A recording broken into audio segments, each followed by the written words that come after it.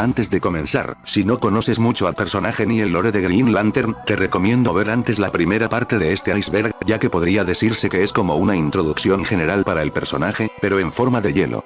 De lo contrario, ponte cómodo, y disfruta de la segunda parte del iceberg conspiranoico de Green Lantern, en colaboración con mi pana Crayola Anémona, que me ayudará narrando uno que otro segmento.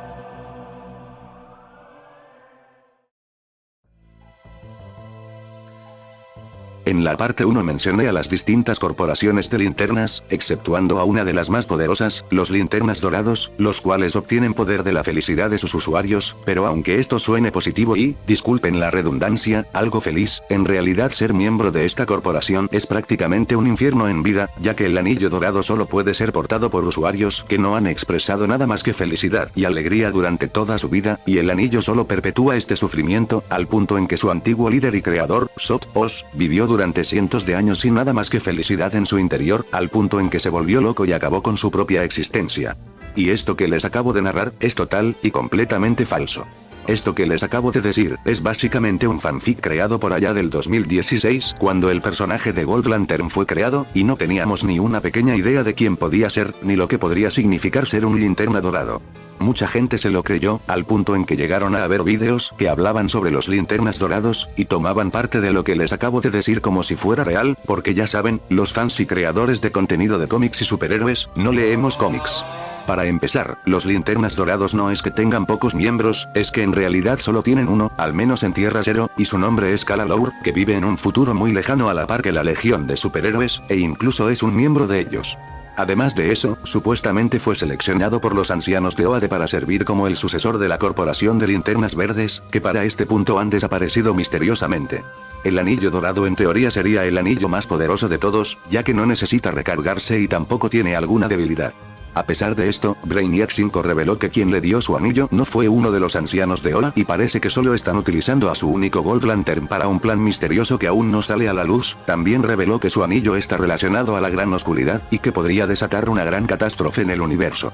Se supone que este misterio se resolvió en el 2022 en un mini arco de como 6 números, que para no hacerles el cuento largo, no cambió nada. Bravo Michael Bendis, valiendo madres.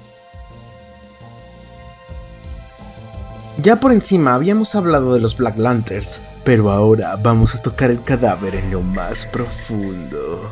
Todos los Black Lanterns son básicamente zombies, con personajes anteriormente muertos en el universo DC, también con muchos randoms por ahí. Estos zombies buscan ampliar su ejército, y bueno, para ampliar un ejército de no vivos, hay que hacer que los vivos ya no lo estén. Y su único objetivo es erradicar todo rastro de vida y de luz en el mundo, para que la noche más oscura gobierne todo el cosmos. Estos son comandados por el avatar de la muerte, Necron. Obviamente no es la muerte porque la muerte es una chica bonita y este es básicamente una calacachida con una linterna guadaña. Y como mencioné anteriormente, esto se venía profetizando desde hace mucho tiempo, con el nombre de la noche más oscura, y se supone que todos los cuerpos de linternas fueron hechos principalmente para evitar este apocalipsis. Por lo mismo, la única forma de derrotarlos fue combinando todo el espectro emocional para crear los White Lanterns, los cuales pues reviven a los muertos, teniendo casi el poder absoluto en todo el universo DC. Y obviamente esto fue para el consentido de Kyle Rayner, mi otaku apestoso favorito del universo.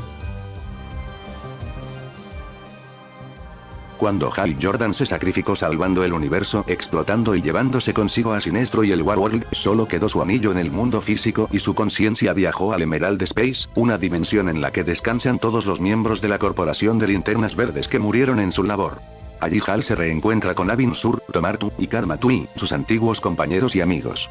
El Emerald Space es un lugar muy misterioso que solo apareció en los 2 números en los que tuvo relevancia y no se volvió a hablar de él, aunque curiosamente le dio una resolución a Hal, que siempre se preguntó por qué Abin Sur lo había elegido a él como su sucesor. Al final la pregunta que siempre se debió haber hecho, no es por qué lo eligieron a él como miembro de la corporación, sino que tanto bien ha hecho con el anillo que le otorgaron. No solo siguió con la labor de Abin Sur, él se convirtió en una verdadera luz para la corporación de Green Lanterns, el mejor de todos los tiempos, y un verdadero héroe. Al final Hal se da cuenta de que se convirtió en la personificación de la voluntad para sus compañeros, incluso los que ya no estaban ahí. Por supuesto, como Hal es el protagonista de la historia, con ayuda del anillo blanco de Kyle Rayner, Hal logra regresar al mundo de los vivos y vuelve a ser la fucking cabra de los Cores. Como siempre, un poco de contexto previo no hace daño. Hace muchos años existió una iniciativa dentro de la serie de Action Comics, llamada Action Comics Weekly, que por su nombre podrán deducir que se trataba de una serie de mini partes de varias historias, recopiladas en un solo cómic que salían de forma semanal, y, a pesar de que vendían bastante bien, eso trajo un montón de presiones y un ambiente de trabajo apurado y estresante, de manera que eventualmente estas historias serían olvidadas y la iniciativa sería cancelada porque era demasiado jodido trabajar en eso, tan jodido que aún es un recordatorio constante en la mente de Mark Waid y Dan Raspler, que se encargaron de colorear la historia de Green Lantern del Action Comics número 635 durante el almuerzo, porque el colorista que se encargaba de eso estaba indispuesto por toda la carga de trabajo acumulada. Así de jodido. Ahora bien, durante esta serie de cómics, nos cuentan cómo Hal Jordan es enviado a otra dimensión en donde se encuentra Lord Malvolio, un villano que parece una versión alterna de Alan Scott, y que es increíblemente más poderoso que cualquier otro Linterna Verde, sin vulnerabilidades, con la capacidad de crear constructos de luz demasiado realistas, y con un hambre de conquista que no conoce límites. Su obsesión por el poder y control es tal que él mismo asesinó a su padre para robar su anillo de Green Lantern y conquistar el universo, aunque desgraciadamente para él, nunca llegó a conocer todas las habilidades del anillo, y no podía llegar a la Tierra, que era su verdadero objetivo. Después de una pelea increíblemente desbalanceada, Malvolio destruyó el anillo de Hal Jordan y este último improvisó unas flechas explosivas, le dio directamente a su pecho y tuvo que robar el anillo de Malvolio para regresar a casa. Después, se revela que todo era plan de Malvolio, y que le robaran su anillo era clave para poder vengarse de los guardianes de Oa. ¿Cómo se iba a desarrollar este plan y cuál sería su desenlace? Pues sepa la Burger, estos cómics se cancelaron y Malvolio nunca volvió a ser mencionado, excepto por los fans de los cómics que aún siguen esperando a que reintroduzcan a este villano o su concepto en la actualidad, cosa que obviamente no va a pasar. Aún así, durante la época existió la teoría de que Hal Jordan se había convertido en Parallax y había acabado con todos sus compañeros de la corporación de Green Lanterns, debido a la influencia malvada del anillo de Malvolio, que pues, técnicamente nunca dejó de usar hasta que lo destruyó. Un aspecto del que poco se habla relacionado al lore del universo DC, es el que los Green Lanterns no son la única corporación que tiene la tarea de proteger el universo o a sus habitantes, existe otra corporación nacida de una fusión extraña entre los Green Lanterns y el personaje de Martian Manhunter, conocidos como los Darkstars, que terminaron convirtiéndose en una versión más aterrizada y de cierta forma oscura, sobre lo que en verdad implicaría el que existiera una policía intergaláctica, o para que me entiendan de otra forma, algo similar a una organización como S.H.I.E.L.D. del universo Marvel, pero en el espacio, y que harían casi lo que fuera con tal de mantener el orden de la paz y el universo, aunque eso los haga ver como los villanos, o los convierta en eso.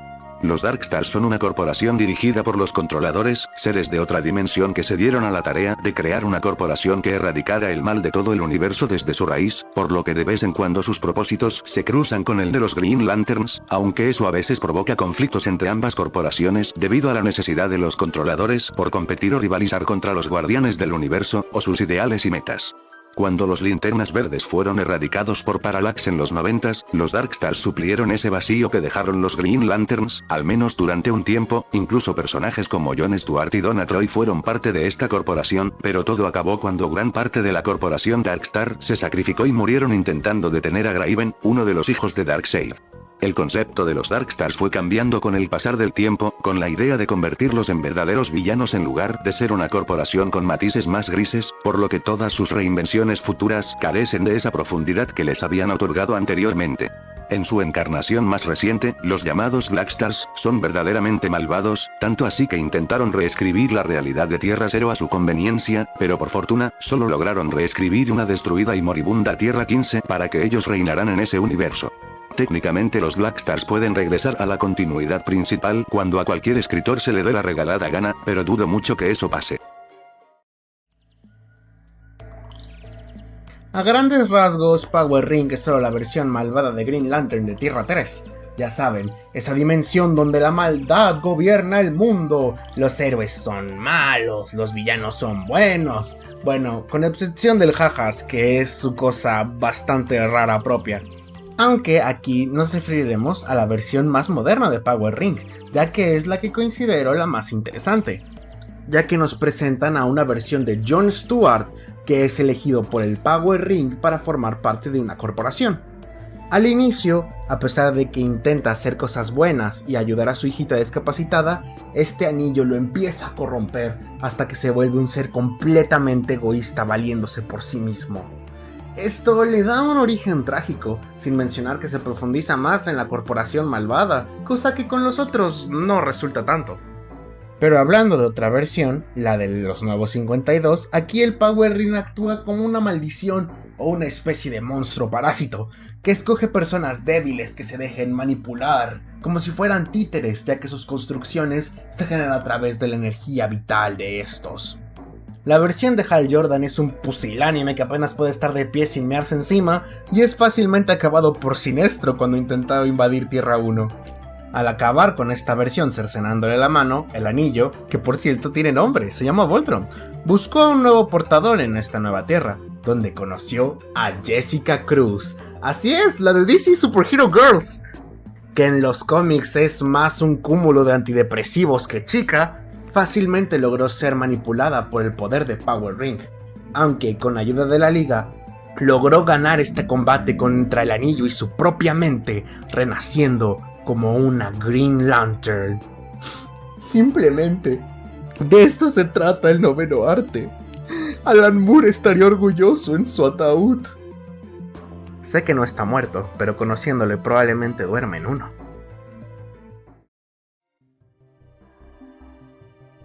Anteriormente les hablé sobre el Action Comics Weekly, una propuesta bastante original y fantástica, pero no sostenible a largo plazo, a pesar de haber presentado algunas historias interesantes que simplemente quedaron en el olvido. Para el último número de esta serie, el encargado de escribir el cómic que le daría fin al Action Comics Weekly sería nada más y nada menos que un joven Neil Gaiman, que de una manera que solo podemos describir como mágica, rinde un tributo al trabajo de Alan Moore en una trama que involucra a Hal Jordan y a Clark Kent, en un paseo de amigos hacia el museo, que termina en la muerte, ida y regreso desde el más allá y el mismísimo infierno. Es una historia corta, pero bastante entretenida, buena a mi parecer, pero que lamentablemente fue cancelada debido a que según la editorial en ese entonces, nadie debía de conocer la verdadera identidad de Superman, y no había manera de desarrollar la historia sin ese pequeño detalle, al menos no de manera orgánica, así que no fue hasta el año 2000 que finalmente vimos este cómic en todo su esplendor. Por cierto, si son curiosos y quieren ver el cómic por su propia cuenta, el nombre del cómic es Superman Green Lantern, Legend of the Green Flame. Ahí se los dejo. Autorizo que Lord Parallax controle mi mente. Si alguna vez leyeron el Green Lantern post-crisis, específicamente hablando del arco del Crepúsculo Esmeralda, tal vez habrán notado de que Hal Jordan pasa muy rápido de héroe típico esperanzador a ¡oh Dios mío! ¡Quiere destruir la línea del tiempo! Por lo que en su momento varios fans, aferrándose a la idea de que Hal Jordan no era maligno, empezaron a hacer bastantes teorías al respecto. De que si Hal estaba siendo controlado mentalmente, si era un clon, si era Malvolio en el cuerpo de Hal, si era un gemelo malvado, una versión alternativa, una ilusión y ese tipo de cosas de teorías de fans. Que todas fueron al pico cuando se introdujo a Parallax. Y se revela que él era el causante de todo este desastre, manipulándolo en su mente, haciendo que hiciera todo ese genocidio galáctico y temporal en el evento de Zero Heart. De ahí solo recuerdo la versión monstruosa de Hawkman. Anyway, lo que quería hacer Parallax era controlar la línea del tiempo para poder salvar a su ciudad y ejercer justicia muy a su manera. Al final Parallax se sacrifica y ocurre todo un arco con Hal Jordan redimiéndose, volviéndose el espectro. Ya saben, la ira de Dios. Como me encanta decir eso. Después, en la ronda de Jeff Jones, se dice que el verdadero causante de esto, Parallax, es la entidad del miedo, que se originó cuando el primer insecto tuvo miedo de volar. Y bueno, simplemente lo aceptamos y ya. Y aunque yo tengo la leve sospecha de que esto fue una recogida de cable monumental porque no estaba gustando el Hal Jordan malvado, la verdad es que la introducción de Parallax me gusta. Le doy una explicación al incidente amarillo, que sí, en su época todos nos burlábamos de que los Green Lanterns eran débiles al color amarillo, pero con esto se nos explica que es porque Parallax estaba infectando la batería desde dentro con sus poderes amarillos del miedo. Y esa explicación me gusta bastante. Bueno, también está la teoría de que Hal Jordan creó a Parallax en su mente, con todo el revoltijo temporal que hizo en Hit Zero Heart, Es probable que todo este retcon de las entidades cósmicas del espectro emocional también haya sido parte de lo mismo y Parallax se haya encargado de reencarnar en este insecto miedoso, simplemente para tratar de justificar todo el daño que hizo Hal en ese momento. Bastante interesante. Los lores cósmicos son la verga. La raza más antigua del universo, los maltusianos, eran una civilización entregada a la ciencia, y tras haberse llenado de todo tipo de conocimiento, se dividieron en grupos, algunos siguieron investigando el cosmos, y otros decidieron ahora proteger la gran creación, como los guardianes del universo. Lamentablemente, debido a la enorme ambición de uno de los suyos, esta raza quedó casi extinta, y el universo se vio afectado negativamente, y de forma irreversible por su culpa. El maltusiano conocido como Krona, era conocido por los suyos por no tener límites en la búsqueda del conocimiento y del poder que venía con él, investigando hasta en los rincones más oscuros del universo, realizando investigaciones y experimentos prohibidos, que tarde o temprano llevarían a una catástrofe que nadie pudo prevenir.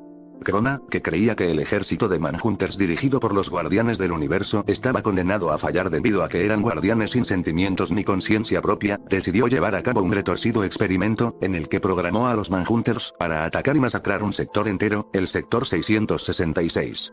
Este genocidio quedó impune debido a que se esparció la idea de que los Manhunters simplemente habían fallado en su programación, lo que alentó a Krona, y por eso decidió ir aún más lejos con su siguiente experimento. Yendo en contra de un tabú para su pueblo, Krona logró crear una máquina del tiempo que le permitiera ver el origen del universo. Su máquina funcionó y logró observar una mano gigante sosteniendo el primer chispazo del cosmos que dio origen a la vida misma, pero en ese momento su máquina explotó, y al haber sido testigo de tal evento y haber sido partícipe en la creación del todo, fragmentó infinitamente el universo y creó el concepto del mal.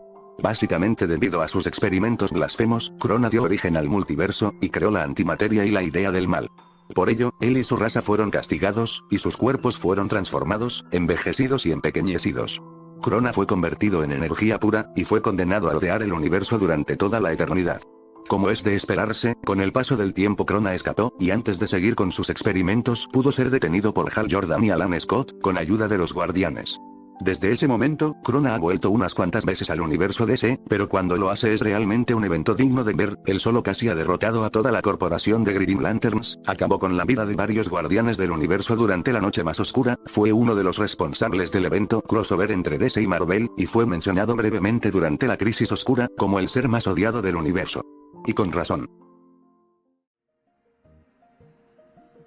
Como ya se había mencionado antes, el único crossover canon que hay entre Marvel y DC es el que dio origen al universo Amalgama, donde estaban esos monos fusionados de forma super rancia, pero graciosa la verdad.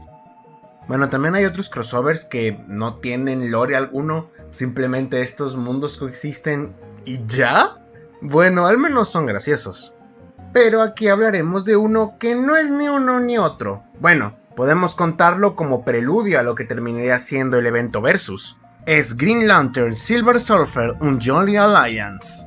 En este cómic, Thanos, andando de arrastrado como siempre, intenta manipular a Kyle Rayner, el Green Lantern de ese momento, para ayudarlo a destruir el universo y que finalmente su gótica le haga caso, diciéndole: "No, güey, Parallax está controlando mi mente", y así poder destruir todo el universo. Mientras tanto, el controlador de pibes está manipulando al Silver Surfer básicamente para poder controlar todo el universo.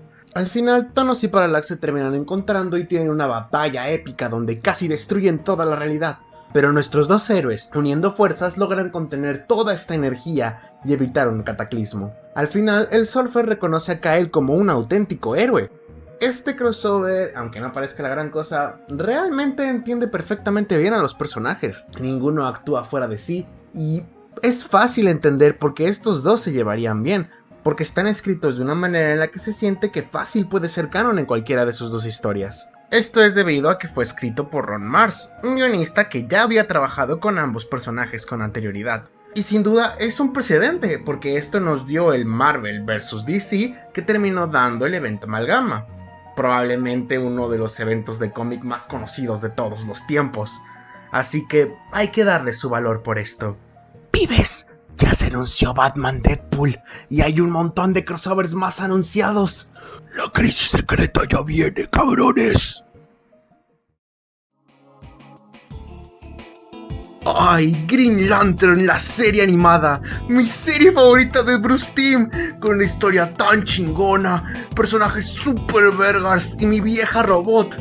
No puedo imaginarme qué podría seguir. Teniendo en cuenta todas las referentes que hay en la serie, podrían seguir con Sinestro Corps o Blackest Night. Todo parece que... Ay, la película de Green Lantern parece que está hecha solo para hacerme sufrir. Pero bueno, ya que hablé de este tema, de hecho, sí tenemos más o menos una idea de que iba a ser la segunda temporada de la serie de Green Lantern. Sí, iban a adaptar a Sinestro Corps. Y aparentemente también iba a salir Hawkman y la noviecita funable de Hal. Sin mencionar que seguiríamos con la trama de mi compa enojado y su vieja robot. Pero bueno, al menos continuaron con esto con Young Justice. Así que si me disculpan, migajas. En todos mis años leyendo cómics me he dado cuenta de que lo mejor que puedo leer de este mundillo son las opiniones que suelta Alan Moore cada tantos años respecto a la industria, ya sea porque lo obligan a hacerlo en cada entrevista que da, o porque ha pasado algo tan jodido que simplemente necesita sacar todo lo que lleva dentro. Por allá del 2009, Alan Moore expresó su odio a la industria del cómic, otra vez, en donde se enfocó en cómo ya no hay originalidad en las historias actuales, e incluso dijo que le parecía desesperado y humillante que en DC reciclaran una historia suya de unas cuantas páginas y lo convirtieran en un gran evento crossover. ¿De qué crossover estamos hablando? Pues del que es para muchos uno de los mejores eventos de todo el universo DC, The Blackest Night. En una de las cortas historias antológicas que Alan Moore escribió para el personaje de Green Lantern, se nos presentó una mini historia en donde Avin Sur escucha una predicción del futuro, narrada por un demonio al que acaba de someter. Avin Sur morirá cuando su anillo le falle en un momento crítico. Su heredero se convertirá en el mejor linterna de todos. Y finalmente, una última catástrofe acabará con toda la corporación de Green Lanterns. El demonio comienza a nombrar a villanos futuros de los Green Lanterns y sucesos importantes como la muerte de Sodam Yat o la destrucción del planeta Mogo. Como podrás imaginar, esta muy corta historia inspiró a Geoff Johns para crear la profecía de la noche más oscura y todo lo que gira en torno al evento homónimo. En pocas palabras, pues eso, la noche más oscura es en teoría un refrito basado en una historia de Alan Moore de hace un chingo de años, y que ni siquiera estaba tan chida. Para terminar les dejo otras palabras de mi abuelito Moore. Cada vez tengo la impresión más grande de que la industria del cómic pasa por mi basurero como mapaches en la oscuridad de la noche. Esa es una buena imagen, ¿no? Ni siquiera eran ideas particularmente buenas. Tiendo a ver a las personas que dirigen la industria de los cómics en gran medida como una variedad de tenias o algún otro parásito. Pero no son muy buenos en eso. Cualquier tenia o parásito que se precie, nunca mata al huésped. Si bien siempre nos referimos al planeta Krypton como uno que existió hace mucho tiempo y por ende se quedó como algo del pasado y sin relevancia, curiosamente la corporación de los Green Lanterns y Krypton tienen una historia bastante curiosa y que creo merece ser contada. Y sí, esta parte del iceberg es una excusa para hablar de mi padre, el grandote azul, aguante Superman.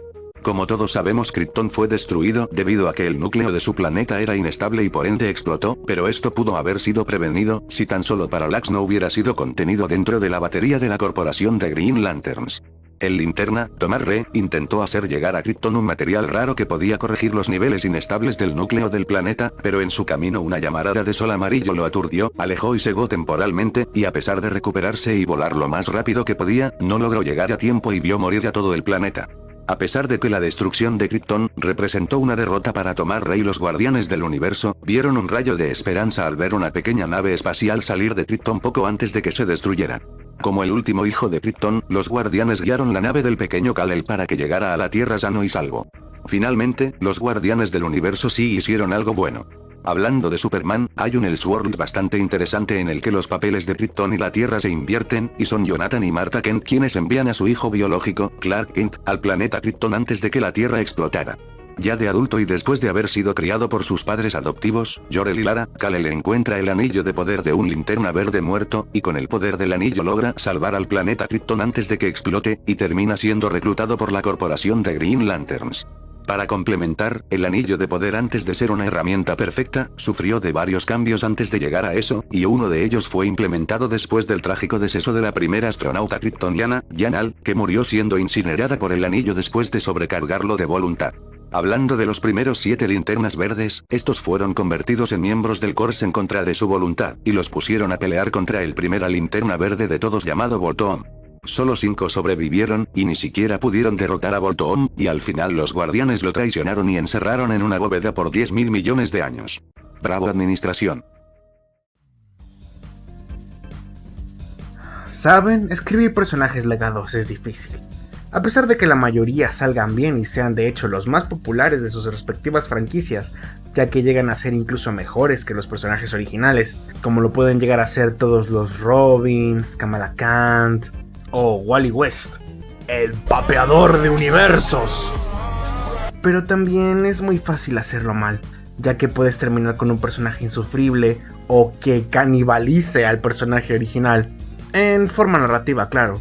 Y así tenemos ejemplos nefastos como Ironheart, Speedy, que ya ni sabemos qué onda con su historia, Kamala Khan, otra vez. ¿De qué viene todo esto? Bueno, como sabrán, DC en los 90s estaba modo edgy, permitiendo cosas como Batman con la espalda rota o Wonder Woman escrito por John Byrne. Y uno de mis favoritos, Cyborg Superman. Dios, miren este diseño, es la cosa más noventas que he visto en mi vida. Y bueno, también esto causó que Hal Jordan se volviera malo en el evento del Crepúsculo Esmeralda, que como sabrán, muchos fans no se tomaron de la mejor forma. De hecho, se lo llegaron a tomar tan mal que hicieron su propio movimiento, conocido como el Equipo de Avance Esmeralda de Hal, o JET en inglés, que se dedicaba básicamente a quejarse en foros, a mandar amenazas a escritores y llorar para que se les diera todo lo que quisieran.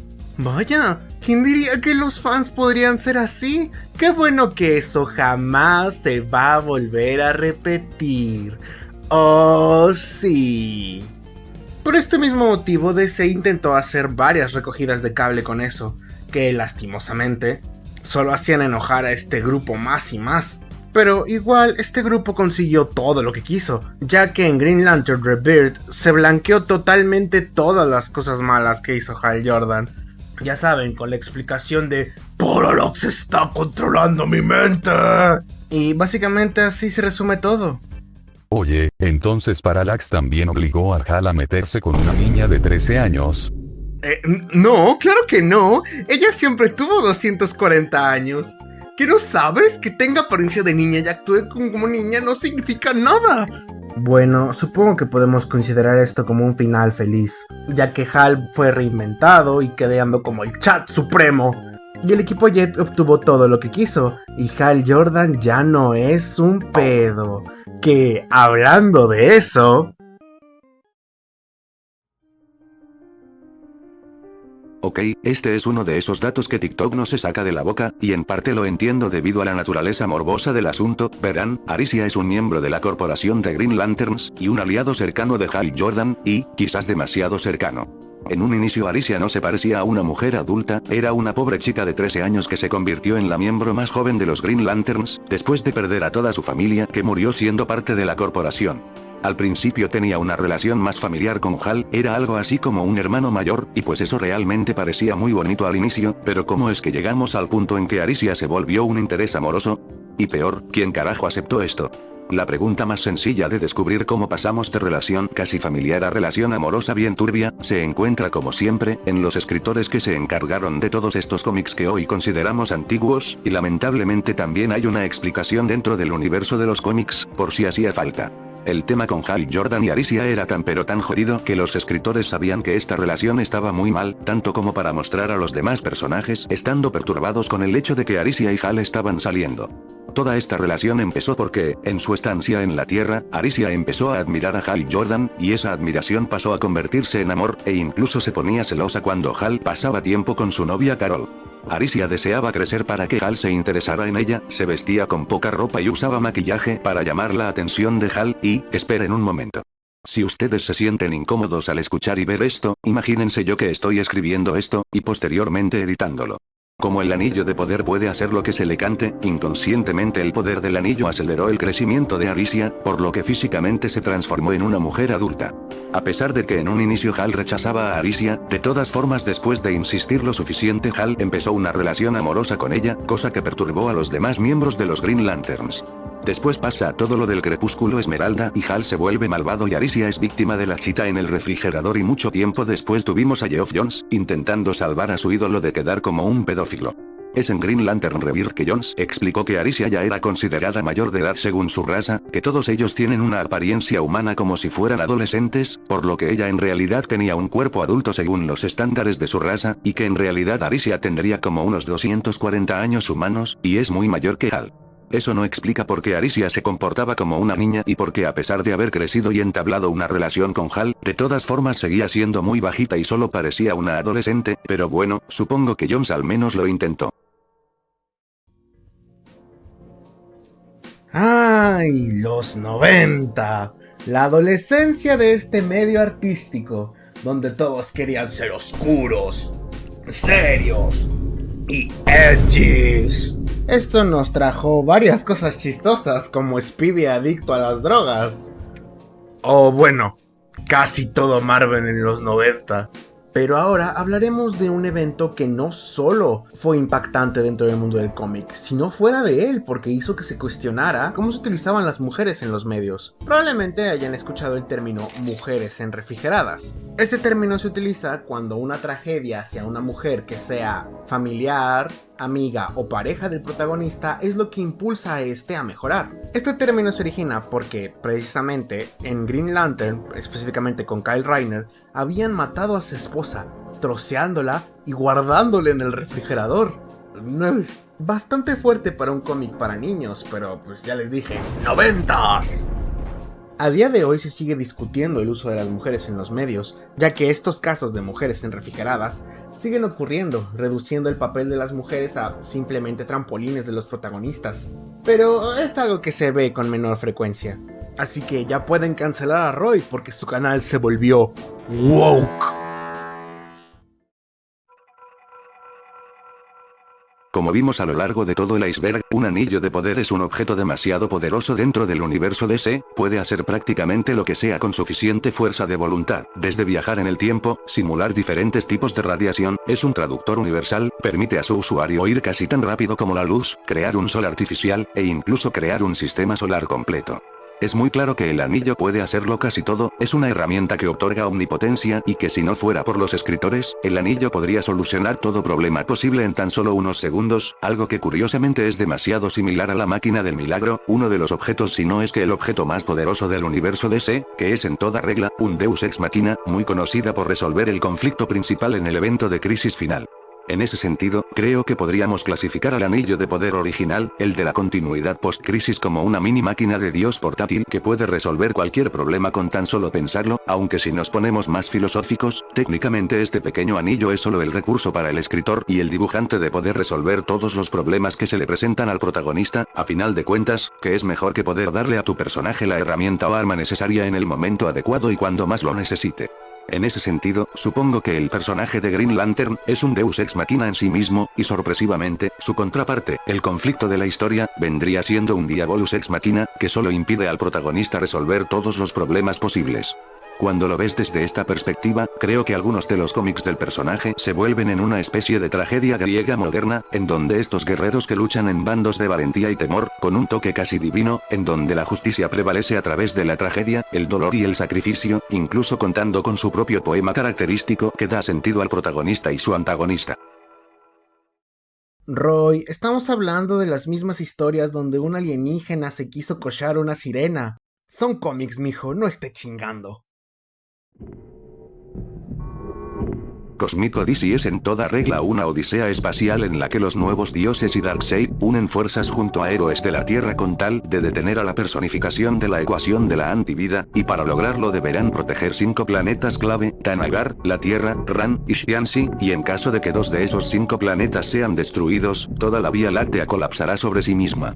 Los héroes se dividen en grupos de 2 para esta tarea, Martian Manhunter y John Stewart van directo a proteger Xianxi, pero después de explorar un poco y enfrentarse a algunos peligros, John deja fuera al marciano y lo obliga a observar desde lejos, como el gran Green Lantern es capaz de resolverlo todo, en solitario. Si bien esto nace de querer proteger al marciano de las llamas que emergen desde el núcleo del planeta, John parece que lo hizo más desde una perspectiva egoísta y orgullosa, lo que le termina costando demasiado caro. John solo podía repetir en su mente cómo la ecuación antivida conocía la única debilidad de su anillo, y repitiéndolo una y otra vez, no pudo hacer nada más que ver cómo por su inmadurez y estupidez, todo Xianxi se evaporó en un abrir y cerrar de ojos, y la ecuación antivida se expandió y consumió el sol. John intentó disculparse con el marciano, pero este lo calla antes de que pueda hacerlo. Por su culpa, ha visto a 2 mundos morir, y jamás se lo perdonará. Consumido por la culpa, John busca un arma, se despide de su anillo, y apunta directo a su sien.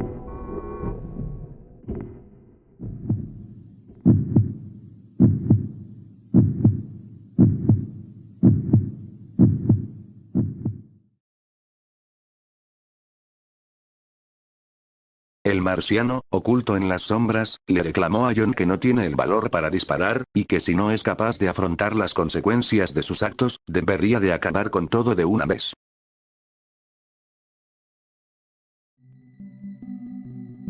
¿Recuerdan que la serie de Lanterns para el DCU parece no tener ni una pizca de inspiración en el material original? Bueno, me arriesgo a dar por hecho de que esto es una total mentira. No creo que sea coincidencia que el vestuario y al parecer la caracterización de Hal Jordan para la serie se luzca muy similar al Hal Jordan previo al Crepúsculo Esmeralda, y debido a algunos comentarios de James Gunn, podemos dar por sentado que este Hal es mucho más maduro y serio del que estamos acostumbrados, similar a la etapa antes mencionada. A mi humilde opinión, creo que el material de origen está ahí, pero no quieren reconocer su existencia. La razón de esto, está detrás del escritor de esta etapa específica de Green Lantern. Gerard Jones, era un escritor de cómics, conocido por ser demasiado influyente en su enorme trabajo con el personaje, desde Green Lantern Mosaic, El Amanecer Esmeralda, la reescritura en el origen de Hal Jordan, y en pocas palabras, un verdadero hito de la industria. Antes de Geoff Johns, y antes de Alan Moore, ahí estuvo Jones, definiendo desde un inicio cómo deberían ser los Green Lanterns. Lo malo de todo esto, es que a pesar de su gran influencia en el lore del personaje, todo su trabajo está manchado por ser un completo monstruo. Jones fue arrestado en diciembre de 2016, por distribuir y poseer imágenes de abusos infantil. La policía encontró en su domicilio numerosos dispositivos electrónicos, con decenas de miles de imágenes y cientos de vídeos de este material. A pesar de ello, su condena no parece reflejar el peso de sus acciones. Jones fue liberado en diciembre de 2022 bajo libertad supervisada, y en 2 años, en el 2027, será liberado de dicha condición.